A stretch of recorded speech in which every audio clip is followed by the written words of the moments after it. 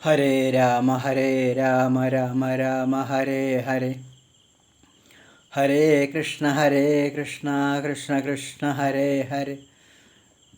ഹരേ രാമ രാമ രാമ ഹരേ ഹരേ. ഹരേ കൃഷ്ണ കൃഷ്ണ കൃഷ്ണ ഹരേ ഹരേ. ഹരേ രാമ രാമ ഹരേ ഹരേ. ഹരേ കൃഷ്ണ കൃഷ്ണ ഹരേ ഹരേ. ഹരേ രാമ രാമ ഹരേ ഹരേ.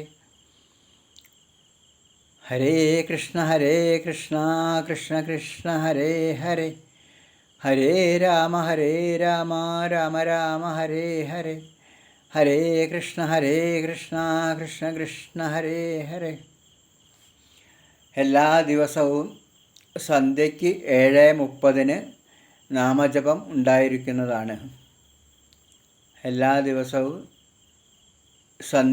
സന്ധ്യാസമയത്ത് ദീപാരാധനയൊക്കെ കഴിഞ്ഞിട്ട് 7:30 എല്ലാവർക്കും സൗകര്യമുള്ള സമയമാണ് കൊണ്ടാണ് 7:30 ആക്കിയത്. 7:30 നാമജപം ഉണ്ടായിരിക്കുന്നതാണ്. പങ്കെടുക്കാൻ ആഗ്രഹിക്കുന്നവർക്ക് പങ്കെടുക്കാം. എല്ലാവർക്കും വേണ്ടി പ്രാർത്ഥിക്കുന്നതാണ്. വിശേഷാൽ പൂജകൾ ആവശ്യമുള്ളവർ പറഞ്ഞാൽ ചെയ്യുന്നതാണ്. ഏതെങ്കിലും വിശേഷാൽ പൂജകൾ ആവശ്യമുള്ളവർ പറഞ്ഞാൽ ചെയ്യുന്നതാണ്. അതുകൊണ്ട് എല്ലാവർക്കും വേണ്ടി പ്രാർത്ഥിക്കുന്നതാണ്. വൃശ്ചിക മാസത്തിൽ നാമജപം ഏറ്റവും അത്യാവശ്യമാണ്.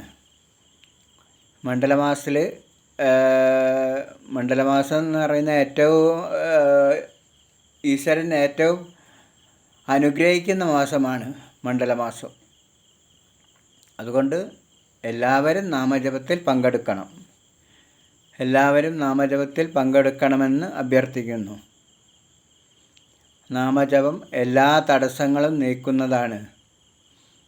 നാമജപം കൊണ്ട് സാധിക്കാത്തതായി ഒന്നുമില്ല. നാമജപത്തിലൂടെ നേടാൻ കഴിയാത്തതായി ഒന്നുമില്ല. ദിവസേനയുള്ള നാമജപത്തിലൂടെ നേടാൻ കഴിയാത്തതായി ഒന്നുമില്ല. നമ്മുടെ ഉള്ളിലാണ് ഈശ്വരൻ വസിക്കുന്നത്. അതുകൊണ്ട് നമ്മുടെ മനസ്സിനെ ഉണർത്താനും നമ്മുടെ ഹൃദയത്തെ ഉണർത്താനും നാമജപം അത്യാവശ്യമാണ്. നാമജപം ഇല്ലെങ്കിൽ നമ്മുടെ മനസ്സിനെ ഉണർത്താൻ പറ്റില്ല. നമ്മുടെ ഉള്ളിലുള്ള ഈശ്വരനെ ഉണർത്താൻ പറ്റില്ല. നമ്മൾ തന്നെയാണ് ഈശ്വരൻ.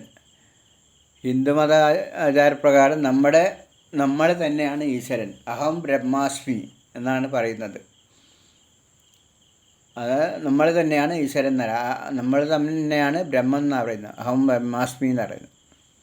അതുകൊണ്ട് നമ്മളുള്ളിലുള്ള ചൈതന്യത്തെ ഉണർത്തണമെങ്കിൽ നാമജപം അത്യന്താപേക്ഷിതമാണ്. അതുകൊണ്ട് എല്ലാവരും വൈകുന്നേരത്തെ നാമജപത്തിൽ പങ്കെടുക്കണമെന്ന് അഭ്യർത്ഥിക്കുന്നു.